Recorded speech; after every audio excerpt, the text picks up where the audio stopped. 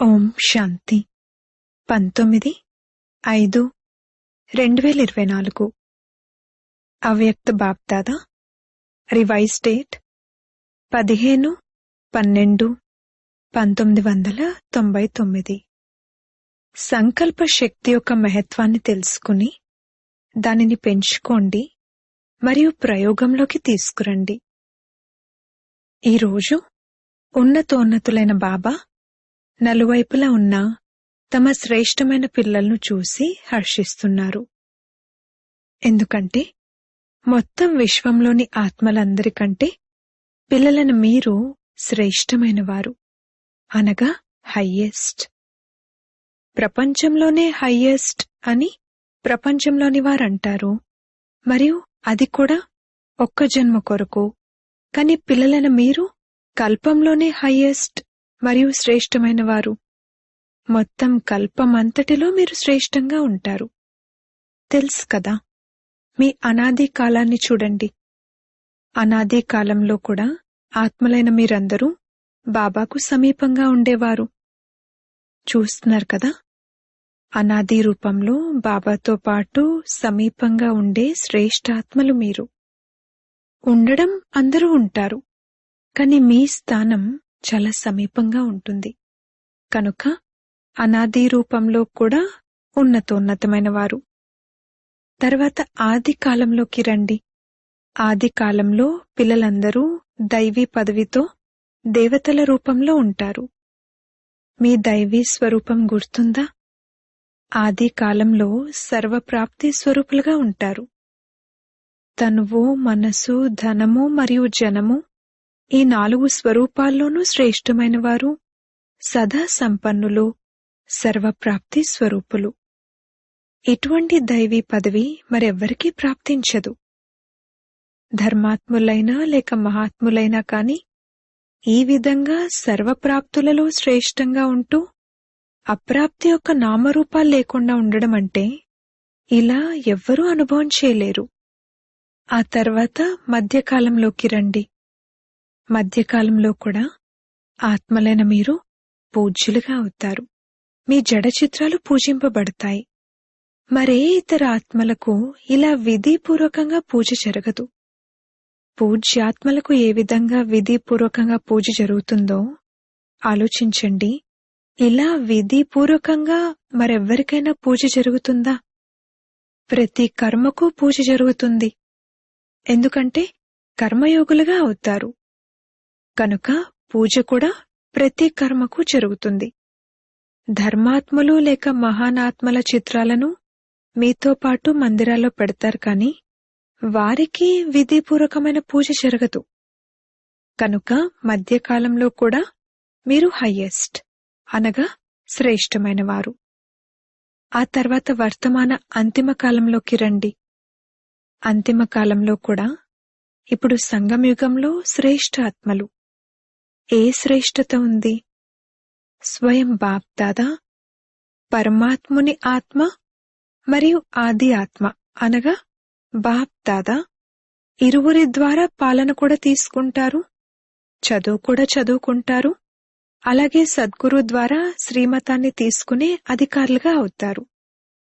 కనుక అనాదికాలం, ఆదికాలం, మధ్యకాలం మరియు ఇప్పుడు అంతిమ కాలంలో కూడా హయ్యెస్ట్, శ్రేష్టమైన వారు. ఇంతటి నష ఉంటుందా? ఈ స్మృతిని ఇమర్జ్ చేసుకోండి అని బాప్దాదా అంటారు. మనసులో, బుద్ధిలో ఈ ప్రాప్తిని రిపీట్ చేసుకోండి. స్మృతిని ఎంతగా ఇమర్జ్ చేసి ఉంచుకుంటారో అంతగా ఆ స్మృతితో ఆత్మిక నష కలుగుతుంది, సంతోషం కలుగుతుంది, శక్తిశాలిగా అవుతారు. ఇంతటి హయ్యెస్ట్ ఆత్మలుగా అయ్యారు. మేమే హయ్యెస్ట్గా, శ్రేష్టంగా ఇంతకు ముందు కూడా అయ్యాము, ఇప్పుడు కూడా అయ్యాము, మరియు సదా అలా అవుతూ ఉంటాము అన్న ఈ నిశ్చయం పక్కాగా ఉందా? నష ఉందా? పక్కా నిశ్చయం ఉన్నట్లయితే చేతులెత్తండి. టీచర్లు కూడా చేతులెత్తారు. మాతలైతే సదా సంతోషమనే ఊయలలో ఊగుతారు. ఊగుతుంటారు కదా. మాతలకు చాలా నష ఉంటుంది. ఏ నష ఉంటుంది?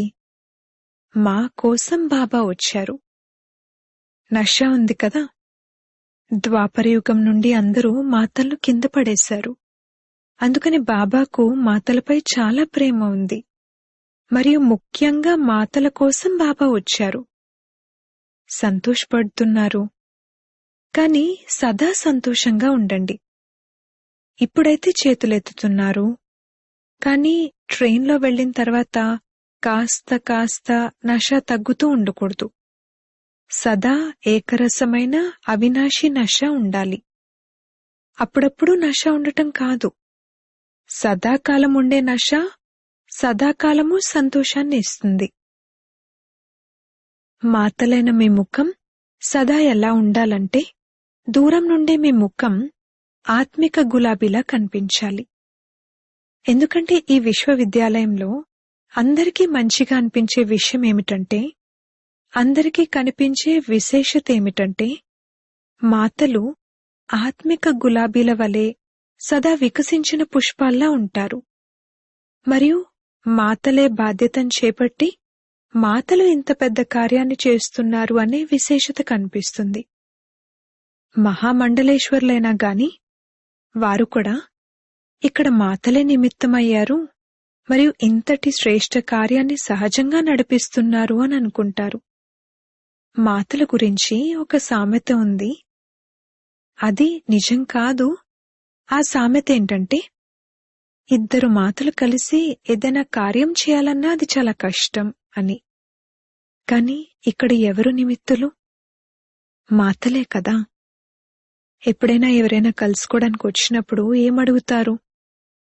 మాతలు నడిపిస్తున్నారు కదా, వారు పరస్పరంలో కొట్లాడుకోరా, గొడవ పడరా అని అడుగుతారు.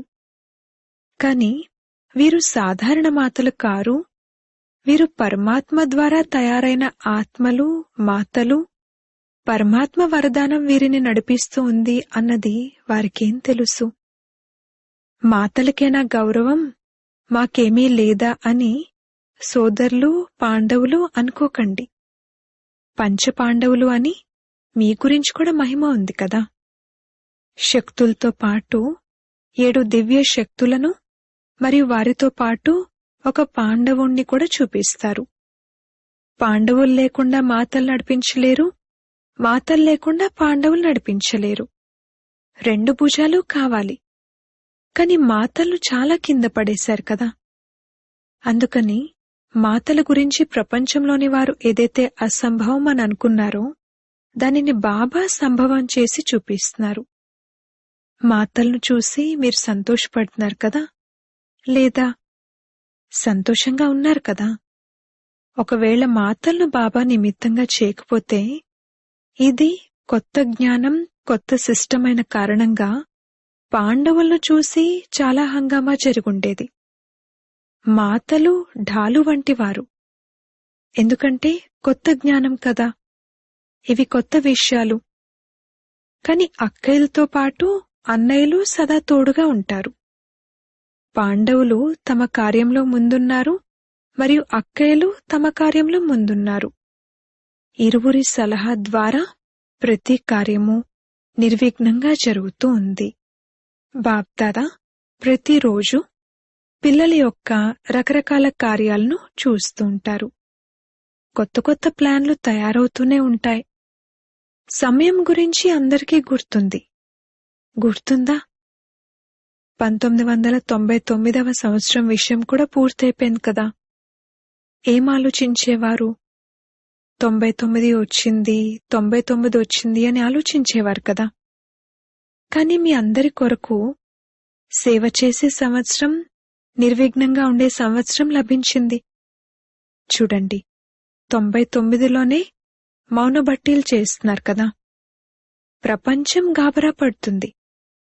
మరియు మీరు వాళ్ళు ఎంతగా భయపడుతున్నారో అంతగానే మీరందరూ స్మృతి యొక్క లోతుల్లోకి వెళ్తున్నారు. మనసు యొక్క మౌనమైతే ఉండనే ఉంది. జ్ఞానసాగరుని లోతుల్లోకి వెళ్లటం మరియు కొత్త కొత్త అనుభవాలనే రత్నాలను తీసుకురావటం. బాప్దాదా ఇంతకు ముందు కూడా సూచన ఇచ్చారు. అన్నింటికన్నా పెద్ద ఖజానా వర్తమానాన్ని మరియు భవిష్యత్తును తయారు చేసే పెద్ద ఖజానా శ్రేష్ఠ సంకల్పాల ఖజానా. సంకల్ప శక్తి చాలా పెద్ద శక్తి. అది పిల్లలైన మీ వద్ద ఉంది. అదే శ్రేష్ఠ సంకల్పాల శక్తి. సంకల్పాలైతే అందరి దగ్గర ఉంటాయి, కానీ శ్రేష్ఠ శక్తి, శుభ భావన, శుభ కామనలతో కూడిన సంకల్ప శక్తి, మనసు బుద్ధిని ఏకాగ్రం చేసే శక్తి, అది మీ వద్ద మాత్రమే ఉంది. మరియు ఎంతగా ముందుకు వెళ్తూ ఉంటారో అంతగా ఈ సంకల్ప శక్తిని జమ చేసుకుంటూ ఉంటారు. వ్యర్థంగా పోగొట్టుకోరు. వ్యర్థంగా పోగొట్టుకునేందుకు ముఖ్య కారణం వ్యర్థ సంకల్పాలు. ఎక్కువ మంది పిల్లలు రోజంతట్లో ఇప్పటికీ వ్యర్థముంది అన్నదాన్ని బాప్దాదా చూశారు. ఏ విధంగా స్థూల ధనాన్ని పొదుపుగా ఉపయోగించేవారు సదా సంపన్నంగా ఉంటారు, మరియు వ్యర్థంగా పోగొట్టుకునేవారు ఎక్కడొక్కడ మోసపోతారు. అలా శ్రేష్ఠ శుద్ధ సంకల్పాలలో ఎంతటి శక్తి ఉందంటే మీ క్యాచింగ్ పవర్, వైబ్రేషన్లను క్యాచ్ చేసే పవర్ చాలా పెరగగలదు. ఏ విధంగానైతే ఈ సైన్స్ సాధనాలు, వైర్లెస్, టెలిఫోన్ ఇవి పనిచేస్తాయో అలా ఈ శుద్ధ సంకల్పాల ఖజానా పనిచేస్తుంది. లండన్లో ఉన్న ఏ ఆత్మ యొక్క వైబ్రేషన్లైనా మీకు ఎంత స్పష్టంగా అందుతాయంటే ఈ వైర్లెస్, టెలిఫోన్, టీవీ ఇలా ఏవైతే సాధనాలున్నాయో, ఎన్ని సాధనాలు వెలువడ్డాయి, వాటికంటే కూడా స్పష్టంగా మీరు క్యాచ్ చేయగలరు. మీ క్యాచింగ్ పవర్ ఏకాగ్రతా శక్తితో పెరుగుతుంది. ఈ ఆధారాలైతే అంతమయ్యేదే ఉంది. ఈ అన్ని సాధనాలు ఏ ఆధారంతో నడుస్తున్నాయి? లైట్, కరెంట్ ఆధారంతో. సుఖ సాధనాలు ఏవైతే ఉన్నాయో అవి ఎక్కువలో ఎక్కువ లైట్ ఆధారంతోనే ఉన్నాయి. మరి అటువంటప్పుడు మీ ఆధ్యాత్మిక లైట్, ఆత్మ లైట్ ఈ కార్యం చేయలేవా? దగ్గరవైనా దూరానివైనా ఏవి కావాలనుకుంటే ఆ వైబ్రేషన్లు క్యాచ్ చేయగలరు. ఇప్పుడేంటంటే ఏకాగ్రత శక్తితో మనసు, బుద్ధి రెండూ ఏకాగ్రం అవ్వాలి. అప్పుడు క్యాచింగ్ పవర్ ఉంటుంది. చాలా అనుభవం చేస్తారు. నిస్వార్థంగా, స్వచ్ఛంగా, స్పష్టంగా సంకల్పం చేయగానే అది చాలా త్వరగా అనుభవం చేయిస్తుంది. సైలెన్స్ శక్తి ముందు ఈ సైన్స్ తల వంచుతుంది. సైన్స్లో కూడా ఏదో లోటు ఉంది, దాన్ని నింపాలి అని ఇప్పుడు కూడా భావిస్తూ ఉంటారు. అందుకే బాప్దాదా మళ్లీ అండర్లైన్ చేయిస్తున్నారు, అంతిమ స్థితి, అంతిమ సేవ. ఈ సంకల్ప శక్తి చాలా వేగంతో సేవ చేయిస్తుంది. అందుకే సంకల్ప శక్తిపై ఇంకా ఎక్కువ అటెన్షన్ పెట్టండి. పొదుపు చేయండి, జమ చేయండి. అది చాలా ఉపయోగపడుతుంది. ఈ సంకల్ప శక్తి ద్వారానే ప్రయోగులుగా అవుతారు. సైన్స్కి ఎందుకని మహత్వం ఉంది? ప్రయోగంలోకి వస్తుంది కనుకనే ఈ సైన్స్ చాలా బాగా పనిచేస్తుంది అని భావిస్తారు. అలాగే సైలెన్స్ శక్తిని ప్రయోగించేందుకు ఏకాగ్రత శక్తి కావాలి. మరియు ఏకాగ్రతకు ముఖ్య ఆధారం మనసు యొక్క కంట్రోలింగ్ పవర్. దీని ద్వారా మనోబలం పెరుగుతుంది. మనోబలానికి చాలా ఎక్కువ మహిమ ఉంది. మంత్రతంత్రాలు చేసేవారు కూడా మనోబలం ద్వారా అల్పకాలికమైన చమత్కారాలను చూపిస్తారు. కాని మీరైతే విధిపూర్వకంగా, మంత్రతంత్రాలతో కాదు, విధిపూర్వకంగా కళ్యాణం యొక్క చమత్కారాలను చూపిస్తారు. అవి వరదానాలుగా అయిపోతాయి. ఆత్మల కొరకు ఈ సంకల్ప శక్తి యొక్క ప్రయోగం వరదానం అయిపోతుంది. కనుక ముందుగా ఇది చెక్ చేసుకోండి. మనసును కంట్రోల్ చేసే కంట్రోలింగ్ పవర్ ఉందా? సైన్స్ శక్తి ఏ విధంగానైతే స్విచ్ ఆన్ చేస్తే క్షణకాలంలో పనిచేస్తుందో, ఆఫ్ చేస్తే క్షణంలో ఆగిపోతుందో, అలా ఒక్క క్షణంలో మనసును ఎక్కడ కావాలంటే అక్కడ, ఎలా కావాలంటే అలా, ఎంత సమయం కావాలంటే అంత సమయం అన్నట్లు కంట్రోల్ చేయగలరా? స్వయం కొరకు కూడా మరియు సేవ కొరకు కూడా దీనివల్ల చాలా మంచిగా సిద్ధించినట్లు కనిపిస్తాయి. కాని సంకల్ప శక్తి యొక్క జమా ఖాతాపై ఇప్పుడు అటెన్షన్ చాలా సాధారణంగా ఉన్నట్లు బాప్దాదా గమనించారు. ఎంత ఉండాలో అంత లేదు. సంకల్పాల ఆధారంగా మాటలు మరియు కర్మలు స్వతహాగానే ఉంటాయి. వేరువేరుగా కష్టపడాల్సిన అవసరం లేదు. ఈరోజు మాటలపై కంట్రోల్ పెట్టాలి, ఈరోజు దృష్టిపై అటెన్షన్ పెట్టాలి, కష్టపడాలి, ఈరోజు వృత్తిపై అటెన్షన్ పెట్టి మార్చుకోవాలి, ఇలా అనుకునే అవసరం లేదు. ఒకవేళ సంకల్ప శక్తి శక్తిశాలిగా ఉన్నట్లయితే ఇవన్నీ స్వతహాగానే కంట్రోల్లోకి వచ్చేస్తాయి. శ్రమ నుండి రక్షింపబడతారు. కనుక సంకల్ప శక్తి యొక్క మహత్వాన్ని తెలుసుకోండి. ఇవన్నీ అలవాటు కావాలనే విశేషంగా ఈ బట్టీలు చేయించడం జరుగుతుంది. ఇక్కడి ఈ అలవాటును భవిష్యత్తులో కూడా అటెన్షన్ పెట్టి చేస్తూ ఉన్నట్లయితే అది అవినాశి అయిపోతుంది. ఏం మహత్వముందో అర్థమైందా?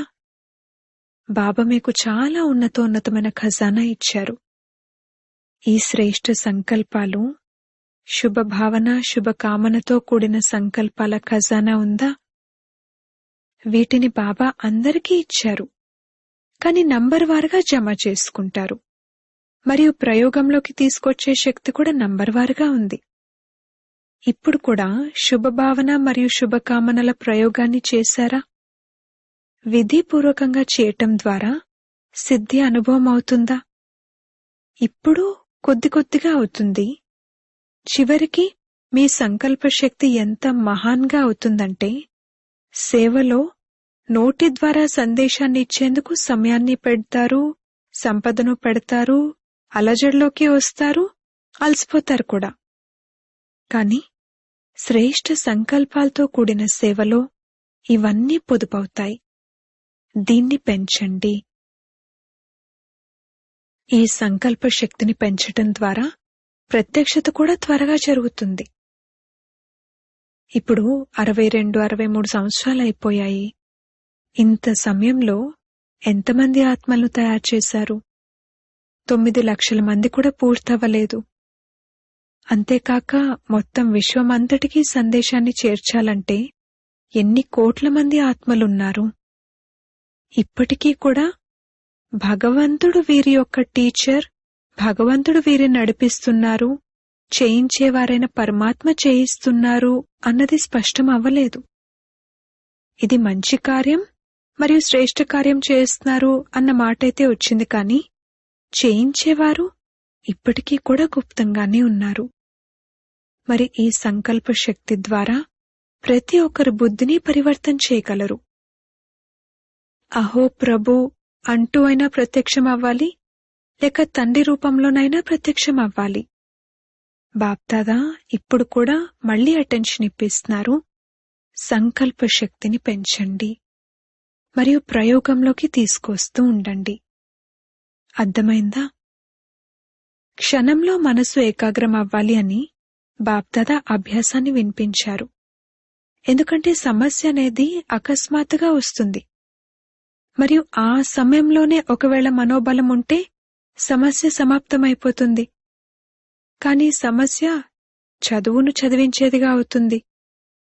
కనుక ఇప్పుడిప్పుడే అందరూ మనసు బుద్ధిని ఏకాగ్రం చేయండి. చూడండి, అవుతుందా? బాబా డ్రిల్ చేయించారు. ఇలా మొత్తం రోజంతట్లో అభ్యాసం చేస్తూ ఉండండి. అచ్చా, నలువైపులా ఉన్న శ్రేష్ఠాత్మలకు, ఆది మధ్యాంతాలలో శ్రేష్ఠ పాత్రను పోషించే ఆత్మలకు, సదా తమ శ్రేష్ఠ సంకల్పాల విధిని అనుభవం చేసేవారికి, సదా సహజ యోగితో పాటు ప్రయోగిగా అయ్యేవారికి, సదా సంకల్ప శక్తి ద్వారా సర్వశక్తులను పెంచుకునేవారికి, మనసు మరియు బుద్ధిపై నియంత్రణ ఉంచుకునేవారికి, సదా ప్రయోగి పిల్లలకు బాప్దాదా యొక్క ప్రియ స్మృతులు మరియు నమస్తే. దేశ విదేశాల్లోని పిల్లలను కూడా బాప్దాదా చూస్తున్నారు. సంకల్పాల ద్వారా ఏవైతే ప్రియ స్మృతులు మరియు ఆత్మిక సంభాషణ చేస్తారో అవి బాప్దాదా వద్దకు చేరుకుంటాయి. ఇప్పుడు కూడా ఎవరైతే సైన్స్ బలం ద్వారా వింటున్నారో ఆ పిల్లలందరికీ, ప్రతి దేశంలోని పిల్లలు ప్రతి ఒక్కరికి ప్రియస్మృతులు. జానకి బచ్చీకి కూడా బాప్దాదా విశేష ప్రియస్మృతులు ఇస్తున్నారు. ఎందుకంటే మనస్తో ఇక్కడున్నారు, తనువుతో అక్కడున్నారు. మరి అందరికీ ఒక్కొక్కరికి విశేషమైన ప్రియస్మృతులు. అచ్చా, యోగ బట్టి ఒక ప్రోగ్రాం చాలా బాగా జరుగుతూ ఉంది. దాదీలతో సదా స్వయాన్ని బాబ్దాదా యొక్క కంటిరత్నాలుగా భావిస్తున్నారు కదా. నయనాలలో ఎల్లప్పుడూ ఇమిడి ఉంటారు. నయనాలలో ఇమిడి ఉండటం వలన ఎల్లప్పుడూ దృష్టిలో ఇమిడి ఉంటారు. ఇది కూడా బాబా మరియు పిల్లల యొక్క సంగమయుగ మనోరంజనం. కలవటం, వినటం, తినటం, తాగటం ఇవన్నీ సంగమయుగపు మనోరంజనం. ఇలా మనోరంజనం చేసుకుంటూ చేసుకుంటూ మీ ఇంటికి వెళ్ళిపోతారు. మళ్లీ రాజ్యంలోకి వస్తారు. బ్రహ్మబాబాతో పాటు రాజ్యం చేయాలి. అచ్చా, ప్రపంచంలోని వారు ఆలోచిస్తూనే ఉంటారు మరియు మీరు సదా జరుపుకుంటూ ఉంటారు. ఏమవుతుంది, ఎలా అవుతుంది అని ఎటువంటి ఆలోచన లేదు. ఏ విధమైన ఆలోచన లేదు. అచ్చా, వరదానము. ఈ అంతిమ జన్మలో లభించిన సర్వశక్తులను ఉపయోగించే విల్ పవర్ సంపన్న భవ. ఈ మధురమైన డ్రామా చాలా బాగా తయారు చేయబడినది. దీనినెవ్వరూ మార్చలేరు. కాని డ్రామాలో ఈ శ్రేష్ఠ బ్రాహ్మణ జన్మకు చాలా శక్తులు లభించి ఉన్నాయి. బాబాకు తన దగ్గరున్నదంతా వీలునామా చేశారు. కావుననే విల్ పవర్ ఉంది. ఈ శక్తిని ఉపయోగించండి. ఎప్పుడు కావాలంటే అప్పుడు ఈ శరీర బంధనం నుండి అతీతమైన కర్మాతీత స్థితిలో స్థితులైపోండి. అతీతంగా ఉన్నాను, యజమానిని, తండ్రి ద్వారా నిమిత్త ఆత్మను. ఈ స్మృతితో మనసు బుద్ధిని ఏకాగ్రం చేయండి. అప్పుడు విల్ పవర్ సంపన్నులు అనంటారు. స్లోగన్: హృదయంతో సేవ చేసినట్లయితే ఆశీర్వాదాల ద్వారం తెరుచుకుంటుంది. సూచన: ఈరోజు నెలలోని 3వ ఆదివారం, అంతర్జాతీయ యోగ దివసం.